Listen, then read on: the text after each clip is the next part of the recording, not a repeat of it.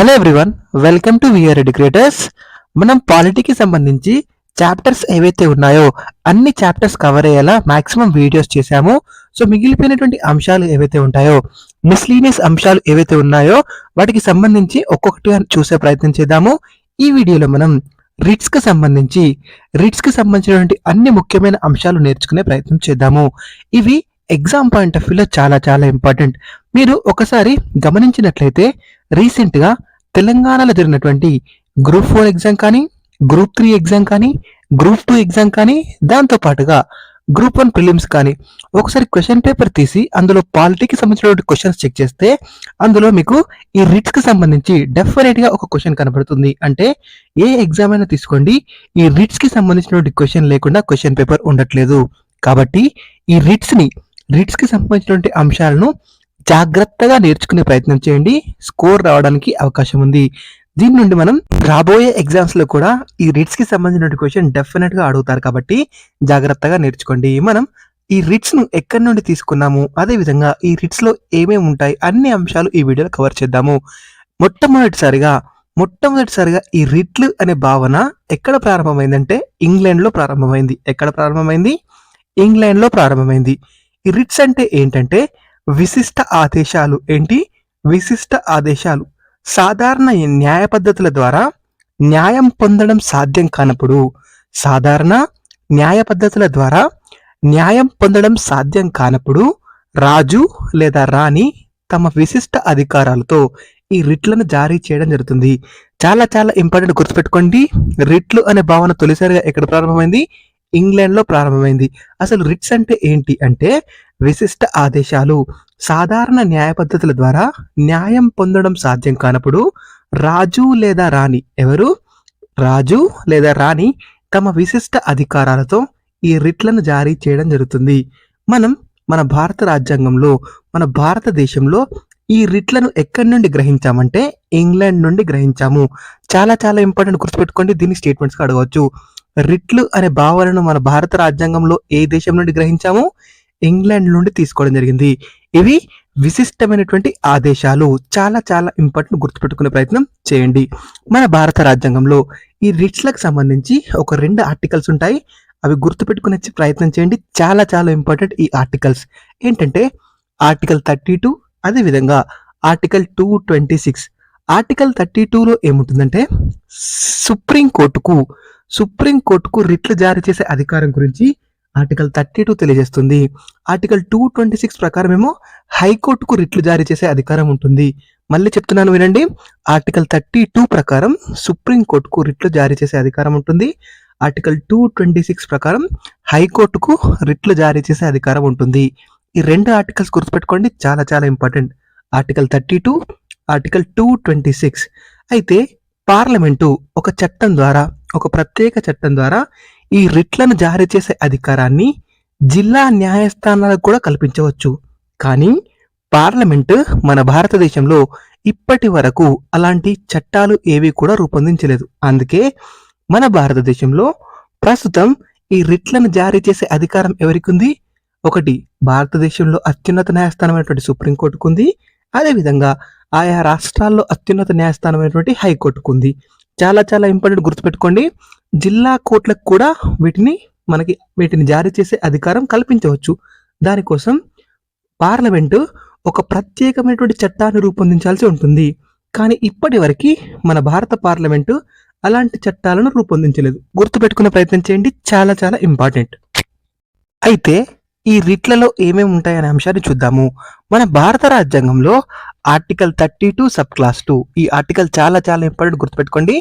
Article 32 sub class 2 ప్రకారం సుప్రీంకోర్టుకు ఒక 5 రకాల రిట్లు జారీ చేస్తుంది. అవేంటంటే ఫస్ట్ది హెబియస్ కార్పస్, సెకండ్ది మ్యాండమస్, థర్డ్ది ప్రొహిబిషన్, ఫోర్త్ది కోవారెంటో, ఫిఫ్త్ సెరిషియరీ. ఒక 5 రకాల రిట్లు భారతదేశంలో సుప్రీంకోర్టు ఆర్టికల్ 32 సబ్ క్లాస్ 2 ప్రకారం జారీ చేస్తుంది. చాలా చాలా ఇంపార్టెంట్, గుర్తుపెట్టుకోండి. వీటి పేర్లు గుర్తుపెట్టుకోండి, చాలా చాలా ఇంపార్టెంట్. నెక్స్ట్ మనం ఒక్కొక్కటిగా నేర్చుకునే ప్రయత్నం చేద్దాము. రిట్ల పేరేంటి? Habeas corpus, mandamus, prohibition, quo warranto, certiorari. ఈ రిట్‌లను ఎవరు జారీ చేస్తారు? సుప్రీంకోర్టు జారీ చేస్తుంది. అదే రాష్ట్రాల్లో రాష్ట్ర హైకోర్టు జారీ చేయడం జరుగుతుంది. చాలా చాలా ఇంపార్టెంట్ గుర్తుపెట్టుకోండి. ఇప్పుడు మనం ఒక్కొక్కటిగా చూసే ప్రయత్నం చేద్దాము. ఫస్ట్‌ది హెబియస్ కార్పస్. హెబియస్ కార్పస్ అంటే ఏంటో చూద్దాం ఫస్ట్. ఇది లాటిన్ భాషా పదము. హెబియస్ కార్పస్ అనేది లాటిన్ భాషా పదము. దీనిలో హెబియస్ అంటే ఏంటంటే హ్యావ్. ఏంటి? హ్యావ్. కార్పస్ అంటే బాడీ. హెబియస్ కార్పస్‌లో హెబియస్ అంటే హ్యావ్, కార్పస్ అంటే బాడీ. సో దీనికి సంబంధించి అర్థాలు కనుక చూసినట్లయితే బందీ ప్రత్యక్షి. ఏంటి? బందీ ప్రత్యక్షి, శరీరాన్ని కలిగి ఉండుట. To have a body of. Already మనం చూసాం కదా, హెబియస్ అంటే హ్యావ్, కార్పస్ అంటే బాడీ. సో అర్థాలు కనుక చూసినట్లయితే బందీ ప్రత్యక్షి, శరీరాన్ని కలిగి ఉండటం, to have a body of. ఇవన్నీ కూడా హెబియస్ కార్పస్ కు సంబంధించి తెలియజేసే వివిధ అర్థాలు. ఇది అతి పురాతనమైనటువంటి రిట్లు. మనకు ఉన్నటువంటి రిట్లలో 5 రకాల రిట్లలో అతి పురాతనమైనటువంటి రిట్ ఏదంటే హెబియస్ కార్పస్. అదేవిధంగా ఇది ఉదారమైనటువంటి రిట్. ఇది వ్యక్తిగత స్వేచ్ఛల పరిరక్షణ రిట్. ఏంటి? వ్యక్తిగత స్వేచ్ఛల పరిరక్షణ రిట్. అసలు హెబియస్ కార్పస్ అంటే ఏంటి అంటే నిర్బంధంలో ఉన్నటువంటి ఉన్నటువంటి వ్యక్తిని 24 గంటల్లోగా, చాలా చాలా ఇంపార్టెంట్ గుర్తుపెట్టుకోండి, 24 గంటల్లోగా కోర్టులో హాజరుపరచాలని ఈ హెబియస్ కార్పస్ అనే రిట్‌ని జారీ చేయడం జరుగుతుంది. ఏంటి? నిర్బంధంలో ఉన్నటువంటి ఒక వ్యక్తిని ఎక్కడున్నా సరే అతన్ని 24 గంటల్లోపు, ఎన్ని గంటల్లోపు? ఒక రోజులో 24 గంటల్లోపు కోర్టులో హాజరుపరచాలని ఈ హెబియస్ కార్పస్ అనే రిట్‌ని జారీ చేయడం జరుగుతుంది. ఇది అతి పురాతనమైనటువంటి రిట్. ఏంటి? అతి పురాతనమైనటువంటి రిట్. చాలా చాలా ఇంపార్టెంట్ గుర్తుపెట్టుకునే ప్రయత్నం చేయండి. Habeas corpus. ఇది ఒక వ్యక్తిని చట్టం ప్రకారం కాకుండా అరెస్ట్ చేసి బంధించినప్పుడు. ఏంటి? ఒక వ్యక్తిని చట్టం ప్రకారం కాకుండా, చట్టాన్ని ఫాలో అవ్వకుండా అతన్ని అరెస్ట్ చేసి బంధించినప్పుడు, లేదా కోర్టు ఆదేశం లేకుండా అరెస్టుకు సరైనటువంటి కారణాన్ని చూపకుండా బంధించినప్పుడు. చాలా చాలా ఇంపార్టెంట్ గుర్తుపెట్టుకోండి. ఒక వ్యక్తిని అక్రమంగా అరెస్ట్ చేసినప్పుడు, చట్టం ఫాలో అవ్వకుండా అతన్ని బంధించినప్పుడు, కోర్టు ఆదేశం లేకుండా లేదా అరెస్టుకు సరైనటువంటి కారణాలు చూపకుండా ఒక వ్యక్తిని బంధించినప్పుడు అతన్ని 24 గంటల్లోపు, ఎన్ని గంటల్లోపు? 24 గంటల్లోపు కోర్టులో హాజరుపరచడానికి ఈ హెబియస్ కార్పస్ అనే రిట్‌ను జారీ చేయడం జరుగుతుంది. చాలా చాలా ఇంపార్టెంట్ గుర్తుపెట్టుకోండి. ఈ పిటిషన్‌ను బాధితుని తరపున, ఎవరైతే బాధితులు ఉంటారో బాధితుని తరపున బంధువులు, మిత్రులు కూడా వేసుకోవచ్చు. థర్డ్ పర్సన్ కూడా వేసుకోవచ్చు ఈ రిట్‌ని. చాలా చాలా ఇంపార్టెంట్ గుర్తుపెట్టుకోండి. ఈ హెబియస్ కార్పస్ కి సంబంధించి ఒక ముఖ్యమైనటువంటి కేసు ఉంటుంది. అదేంటంటే ADM Jabalpur versus SK Shukla case. ఇది చాలా చాలా ఇంపార్టెంట్ గుర్తుపెట్టుకోండి. ADM Jabalpur versus SK Shukla case. ఈ కేసును ఏమని పిలుస్తారంటే హెబియస్ కార్పస్ కేసు అని పిలుస్తారు. ఏమని పిలుస్తారు? హెబియస్ కార్పస్ కేసు అని పిలుస్తారు. ఏ కేసుని? ADM Jabalpur versus SK Shukla case. ఈ కేసులో సుప్రీంకోర్టు ఏం తీర్పిస్తుందంటే జాతీయ అత్యవసర పరిస్థితిని విధించిన సమయంలో ఆర్టికల్ 226 ప్రకారం హైకోర్టులు హెబియస్ కార్పస్ జారీ చేయలేదని తీర్పిచ్చారు. చాలా చాలా ఇంపార్టెంట్ గుర్తుపెట్టుకోండి. జాతీయ అత్యవసర పరిస్థితిని విధించినప్పుడు హైకోర్టులు ఆర్టికల్ 226 ప్రకారం హైకోర్టులకు రిట్లు జారీ చేసే అధికారం ఉంటుంది కదా, కానీ జాతీయ అత్యవసర పరిస్థితి విధించినప్పుడు హైకోర్టులకి ఆర్టికల్ 226 ప్రకారం హెబియస్ కార్పస్ జారీ చేసే అధికారం ఉండదు అని తీర్పు ఇవ్వడం జరిగింది. ఇది చాలా చాలా ఇంపార్టెంట్. అందుకే ఇది హెబియస్ కార్పస్ కేసుగా ప్రసిద్ధి చెందింది. హెబియస్ కార్పస్ కేసుగా ప్రసిద్ధి చెందింది. So ADM Jabalpur versus SK Shukla case. ఏంటి? ADM Jabalpur versus SK Shukla case. జాతీయ అత్యవసర పరిస్థితి గురించి తెలిసే ఆర్టికల్ ఏంటి? ఆర్టికల్ 352. చాలా చాలా ఇంపార్టెంట్ గుర్తుపెట్టుకోండి. ఆర్టికల్ 352 ప్రకారం జాతీయ అత్యవసర పరిస్థితి విధించడం జరుగుతుంది. నెక్స్ట్ మనం మ్యాండమస్ గురించి నేర్చుకుందాము. మ్యాండమస్, దీని అర్థం ఏంటంటే ఆదేశము, పరమాదేశ, వి కమాండ్. ఈ అర్థాలు కూడా చాలా చాలా ఇంపార్టెంట్ గుర్తుపెట్టుకోండి, ఎగ్జామ్లో అడుగుతారు. మ్యాండమస్ అంటే అర్థం ఏంటి? ఆదేశము, పరమాదేశ, వి కమాండ్. ఇది సుప్రీంకోర్టు లేదా హైకోర్టు జారీ చేసే అత్యున్నతమైనటువంటి ఆదేశము. చాలా చాలా ఇంపార్టెంట్ గుర్తుపెట్టుకోండి. అతి పురాతనమైనటువంటి రిట్ వచ్చేసి హెబియస్ కార్పస్. అదే అత్యున్నతమైనటువంటి రిట్ ఏంటి? అత్యున్నతమైన ఆదేశం ఏంటంటే మాండమస్. సుప్రీంకోర్టు లేదా హైకోర్టు జారీ చేసే అత్యున్నత ఆదేశం ఏంటంటే మాండమస్. ముఖ్యంగా ఈ రిట్‌ని ప్రభుత్వ అధికారికి గాని, సంస్థకు గాని తమ చట్టబద్ధమైనటువంటి విధులను సరిగ్గా నిర్వర్తించనప్పుడు, ఆ విధులను సరిగ్గా నిర్వర్తించమని న్యాయస్థానాలు ఈ మాండమస్ అనే రిట్‌లను జారీ చేయడం జరుగుతుంది. చాలా చాలా ఇంపార్టెంట్ గుర్తుపెట్టుకోండి. ప్రభుత్వ అధికారి గాని, లేదా సంస్థకు గాని తమ విధులను చట్టబద్ధమైనటువంటి విధులను సరిగ్గా నిర్వర్తించనప్పుడు, వారి యొక్క విధులను వారు సరిగ్గా చేయనప్పుడు, ఆ విధులను చేయమని, ఆ విధులను నిర్వర్తించమని న్యాయస్థానాలు ఈ మాండమస్ అనే రిట్‌ను జారీ చేయడం జరుగుతుంది. దీన్ని ఎవరికి జారీ చేస్తారంటే పబ్లిక్ సంస్థలకు జారీ చేయవచ్చు, క్వాజీ పబ్లిక్ సంస్థలకు జారీ చేయవచ్చు. అదేవిధంగా క్వాజీ జ్యుడిషియల్ సంస్థలకు వ్యతిరేకంగా జారీ చేయవచ్చు. ముఖ్యంగా దీన్ని ఎవరికి వ్యతిరేకంగా జారీ చేస్తారంటే ప్రభుత్వ అధికారికి గాని, ప్రభుత్వ సంస్థలకు గాని వ్యతిరేకంగా జారీ చేయడం జరుగుతుంది. అసలు ఇది ఎందుకు జారీ చేస్తారు? ఒక అధికారి చట్టబద్ధమైనటువంటి విధులను ప్రభుత్వ అధికారి ఉండి తన విధులను సరిగ్గా నిర్వర్తించకుంటే, ఆ నిధులను సరిగ్గా నిర్వర్తించమని ఈ రిట్‌ని జారీ చేయడం జరుగుతుంది. ఇది సుప్రీంకోర్టు లేదా హైకోర్టు జారీ చేసే అత్యున్నతమైనటువంటి రిట్. దీన్ని అర్థం ఏంటి? వి కమాండ్. ఏంటి? వి కమాండ్. అయితే ఈ రిట్లు జారీ చేయడానికి కొన్ని మినహాయింపులు కూడా ఉంటాయి. అదేంటంటే ఈ మాండమస్ రిట్‌ని రాష్ట్రపతి, గవర్నర్లకు వ్యతిరేకంగా జారీ చేయడానికి వీల్లేదు. ఎవరికి వ్యతిరేకంగా? రాష్ట్రపతికి, గవర్నర్‌కి వ్యతిరేకంగా ఈ మాండమస్ రిట్‌ను జారీ చేయడానికి వీలు లేదు. రాష్ట్రపతిని గాని, గవర్నర్‌ని గాని తమ విధులు నిర్వర్తించమని ఏ కోర్టులు కూడా ఆశ్రయించడానికి వీలు లేదు. చాలా చాలా ఇంపార్టెంట్ గుర్తుపెట్టుకోండి. రాష్ట్రపతి, గవర్నర్లకు వ్యతిరేకంగా ఈ మాండమస్ అనే రిట్‌ను జారీ చేయడానికి వీలు లేదు.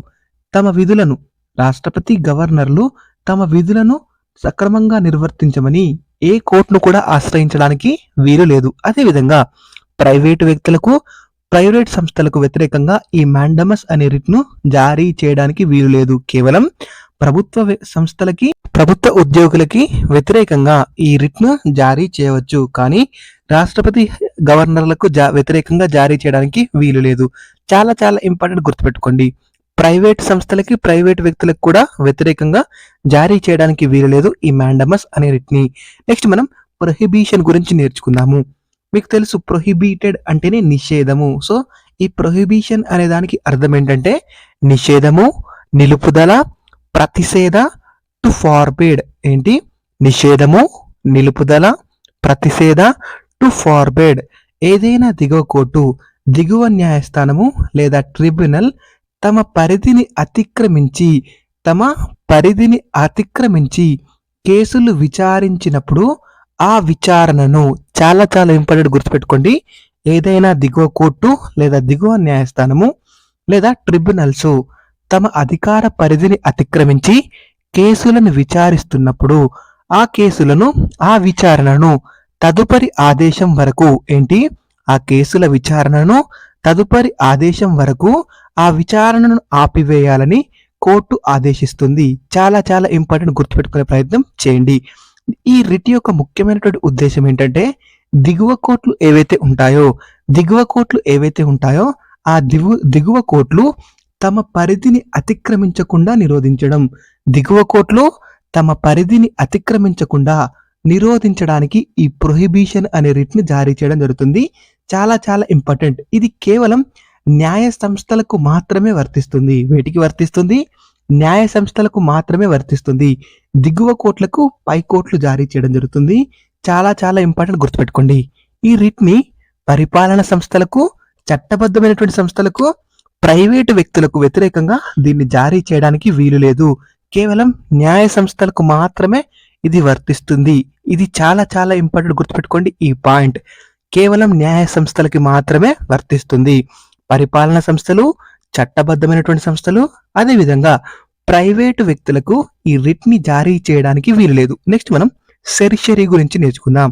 సెరిషరీ అంటే అర్థం ఏంటంటే బదిలీ, ఉత్ప్రేక్షణ, superior, to be certify, bring the record. మళ్ళీ చెప్తున్నాను చూడండి.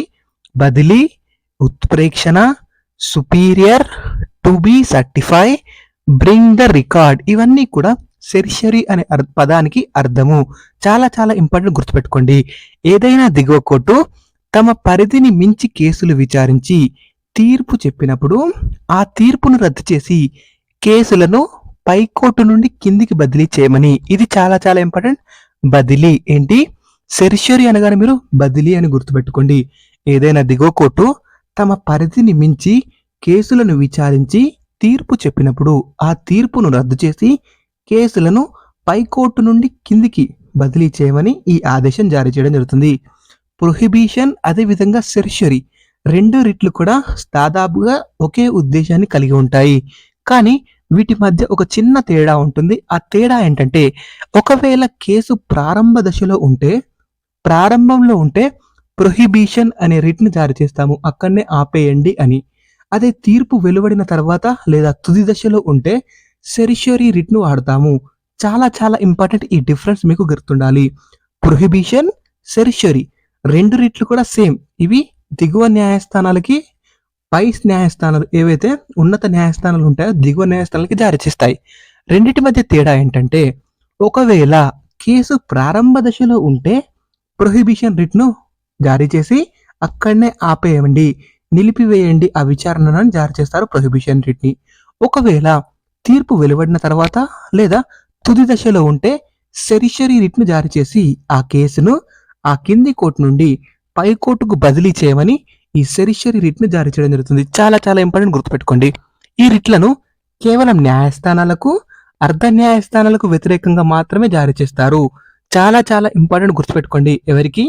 న్యాయస్థానాలకి, అదేవిధంగా అర్ధ న్యాయస్థానాలకు, క్వాజీ జ్యుడిషియల్ సంస్థలకి వ్యతిరేకంగా మాత్రమే జారీ చేయడం జరుగుతుంది. ప్రైవేట్ వ్యక్తులకు జారీ చేయడానికి వీల్లేదు, చట్టబద్ధమైనటువంటి సంస్థలకు కూడా వ్యతిరేకంగా జారీ చేయడానికి వీల్లేదు. నెక్స్ట్ మనం కోవారెంటో గురించి నేర్చుకుందాం. కోవారెంటో రిట్, దీని అర్థం ఏంటి అంటే, కోవారెంటో అంటే అర్థం ఏంటంటే, బై వాట్ వారెంట్, ఏ అధికారం చేత, నీ అధికారం ఏంటి అని ఈ కోవారెంటో యొక్క అర్థం తెలియజేస్తుంది. చాలా చాలా ఇంపార్టెంట్, గుర్తుపెట్టుకోండి. బై వాట్ వారెంట్, ఏ అధికారం చేత. ఒక ప్రభుత్వ అధికారి తనది కాని విధిని నిర్వర్తించినప్పుడు, ఒక ప్రభుత్వ అధికారి తనది కాని విధిని నిర్వర్తించినప్పుడు నీ అధికారం ఏంటి అని న్యాయస్థానాలు ప్రశ్నిస్తాయి ఈ కోవారెంటో రిట్ ద్వారా. చాలా చాలా ఇంపార్టెంట్, గుర్తుపెట్టుకోండి. ఒక ప్రభుత్వ అధికారి తనది కాని విధిని నిర్వర్తించినప్పుడు నీ అధికారం ఏంటి అని న్యాయస్థానాల ద్వారా ఈ కోవారెంటో రిట్ ద్వారా ప్రశ్నించడం జరుగుతుంది. ఈ రిట్ యొక్క ముఖ్యమైనటువంటి ఉద్దేశం ఏంటంటే, ప్రజా పదవులు ఏవైతే ఉంటాయో ప్రజా పదవుల దుర్వినియోగాన్ని అరికట్టడం. ప్రజా పదవుల దుర్వినియోగాన్ని అరికట్టడానికి ఈ కోవారెంటో రిట్ జారీ చేయడం జరుగుతుంది. ప్రజా పదవి అంటే ఏంటంటే, చట్టం చేత ఏర్పాటు అయినటువంటి ప్రతిపత్తి గల, స్వయం ప్రతిపత్తి గలది. చాలా చాలా ఇంపార్టెంట్, గుర్తుపెట్టుకోండి. ఈ కోవారెంటో రిట్ను ఎందుకు జారీ చేస్తారు? ప్రజా పదవుల దుర్వినియోగాన్ని అరికట్టడం కోసం. ఒక ప్రభుత్వ అధికారి తనది కాని విధిని నిర్వర్తించినప్పుడు నీ అధికారం ఏంటి అని న్యాయస్థానాలు ప్రశ్నించడం జరుగుతుంది. ఈ కోవారెంటో రిట్ కొరకు బాధితుడు మాత్రమే న్యాయస్థానంలో కేసు వేయడానికి వీలు లేదు. చాలా చాలా ఇంపార్టెంట్, గుర్తుపెట్టుకోండి. ఈ కోవారెంట్ రిట్ అనేది బాధితుడు మాత్రమే న్యాయస్థానాల్లో వేయాలనే రూల్ ఏమీ లేదు. బాధితుడు కాకుండా ప్రజా పదవుల దుర్వినియోగాన్ని అరికట్టడానికి, ప్రజా పదవుల దుర్వినియోగం కాకుండా చూడాలనే ఏ పౌరుడైనా సరే కోర్టును ఆశ్రయించవచ్చు. ఏ రిట్ ద్వారా? కోవారెంటో రిట్ ద్వారా. చాలా చాలా ఇంపార్టెంట్, గుర్తుపెట్టుకోండి. ఎగ్జామ్లో అడగడానికి అవకాశం ఉంది. ఇలా బాధితుడే కాకుండా థర్డ్ పర్సన్, మూడో వ్యక్తి ఎవరైతే ఉంటారో అతడు జోక్యం చేసుకునే అధికారం ఉంటుంది. కాబట్టి ఈ హక్కును ఏమంటారంటే, ఇలా మూడో వ్యక్తి, థర్డ్ పర్సన్ జోక్యం చేసుకోవడాన్ని మనం లోకస్ స్టాండే అంటారు. చాలా చాలా ఇంపార్టెంట్, గుర్తుపెట్టుకోండి. లోకస్ స్టాండే అంటే అర్థం ఏంటంటే, బాధితుడే రిట్ వేయాలన్న రూల్ ఏమి ఉండదు. బాధితుడి తరపున మూడో వ్యక్తి కూడా రిట్ వేయవచ్చు. దీన్ని మనం లోకస్ స్టాండే అంటాము. ఎగ్జామ్ పాయింట్ ఆఫ్ వ్యూలో ఈ లోకస్ స్టాండే అనే వర్డ్ చాలా చాలా ఇంపార్టెంట్, గుర్తుపెట్టుకోండి. దీని నుండి క్వశ్చన్ రావచ్చు. బాధితుడే కాకుండా బాధితుడి తరపున మూడో వ్యక్తి ఎవరైతే కోర్టుని ఆశ్రయిస్తారో, ఇలా బాధితుడి తరఫున మూడో వ్యక్తి కోర్టును ఆశ్రయించడాన్ని మనం ఏమంటాము? లోకస్ స్టాండే అంటాము.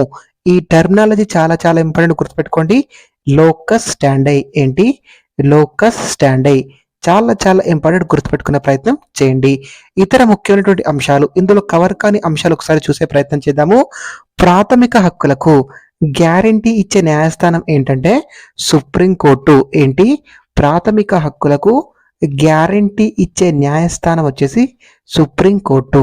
ప్రాథమిక హక్కులకు భంగం కలిగితే ఏ కోర్టునైనా ఆశ్రయించవచ్చు, కానీ చట్టబద్ధమైనటువంటి హక్కులకు భంగం కలిగితే మొట్టమొదటగా మనం హైకోర్టును మాత్రమే ఆశ్రయించాలి. ప్రాథమిక హక్కులకు భంగం కలిగితే మనం సుప్రీంకోర్టుకైనా వెళ్ళవచ్చు, హైకోర్టుకైనా వెళ్ళవచ్చు, కానీ చట్టబద్ధమైనటువంటి హక్కులకు భంగం కలిగితే మొదటగా మనం హైకోర్టును మాత్రమే ఆశ్రయించాలి. సుప్రీంకోర్టును ఆశ్రయించడానికి వీల్లేదు. సుప్రీంకోర్టులో మనకి ప్రాథమిక హక్కులకు భంగం కలిగినప్పుడు ఆశ్రయించవచ్చు. అందుకే ప్రాథమిక హక్కులకు గ్యారంటీ ఇచ్చే న్యాయస్థానం అని సుప్రీంకోర్టును పిలవడం జరుగుతుంది. రిట్లు జారీ చేసే విషయంలో భూభాగం పరంగా, టెరిటోరియల్ పరంగా సుప్రీంకోర్టుకు ఎక్కువ అధికారం ఉంటుంది. చాలా చాలా ఇంపార్టెంట్, గుర్తుపెట్టుకోండి. టెరిటోరియల్ పరిధి, భూభాగ పరిధి ఎక్కువగా దేనికి ఉంటుంది? సుప్రీంకోర్టుకు ఉంటుంది. అదే రిట్ల న్యాయ పరిధి ఆధారంగా జ్యుడిషియర్ పరంగా మనకి హైకోర్టుకు ఎక్కువ అధికారం ఉంటుంది. చాలా చాలా ఇంపార్టెంట్, గుర్తుపెట్టుకోండి. టెరిటోరియల్ పరంగా ఎక్కువ అధికారం సుప్రీంకోర్టుకు ఉంటుంది, జ్యుడిషియర్ పరంగా ఎక్కువ అధికారం హైకోర్టుకు ఉంటుంది. ఈ 2 పాయింట్స్ చాలా ఇంపార్టెంట్, వీటిని గుర్తుపెట్టుకోండి, ఎగ్జామ్లో అడగవచ్చు. రిట్లు జారీ చేసే విషయంలో భూభాగం పరంగా, టెరిటోరియల్ పరంగా సుప్రీంకోర్టుకు ఎక్కువ అధికారం ఉంటుంది. న్యాయ పరిధి ఆధారంగా జ్యుడిషియర్ పరంగా ఎక్కువ అధికారం హైకోర్టుకు ఉంటుంది. ఈ పాయింట్ గుర్తుపెట్టుకునే ప్రయత్నం చేయండి, ఎగ్జామ్లో అడగవచ్చు. సో చట్టబద్ధమైనటువంటి హక్కులకు భంగం కలిగితే మొదటగా ఎక్కడికి వెళ్ళాలి? హైకోర్టును మాత్రమే ఆశ్రయించాలి. సుప్రీంకోర్టుకు వెళ్ళడానికి వీలు లేదు. ప్రాథమిక హక్కులకు భంగం కలిగితే సుప్రీంకోర్టుకైనా వెళ్ళవచ్చు, హైకోర్టుకైనా వెళ్ళవచ్చు. చాలా చాలా ఇంపార్టెంట్, గుర్తుపెట్టుకునే ప్రయత్నం చేయండి, అడగడానికి ఎక్కువగా అవకాశం ఉంది. ఈ వీడియోలో మనం రిట్స్ కి సంబంధించి అన్ని ముఖ్యమైన అంశాలు నేర్చుకునే ప్రయత్నం చేశాము. నెక్స్ట్ వీడియోలో మనం ఇంకొక టాపిక్ ని నేర్చుకునే ప్రయత్నం చేద్దాము. మీకు ఈ వీడియో నచ్చినట్లయితే ప్లీజ్ ఈ వీడియోని లైక్ చేయండి. ఈ వీడియోని మీ ఫ్రెండ్స్ ఎవరైతే ఉంటారో మీ ఫ్రెండ్స్ కి షేర్ చేసే ప్రయత్నం చేయండి. Thank you so much for watching. Please subscribe to VR educators. Once again, thank you all. Thank you.